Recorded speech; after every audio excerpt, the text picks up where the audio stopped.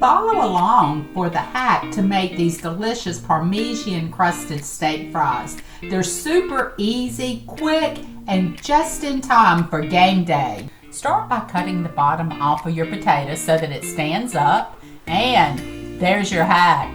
And bam! Take your potatoes, put it on a cookie sheet, and lightly spray it in cooking oil, or you could brush it in olive oil. For the topping, we have Parmesan cheese, salt, garlic powder, oregano, and paprika. We will take this mixture and spread it evenly over the potatoes.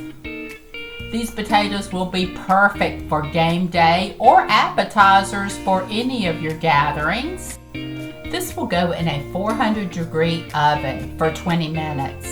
The recipe for this will be down in the description.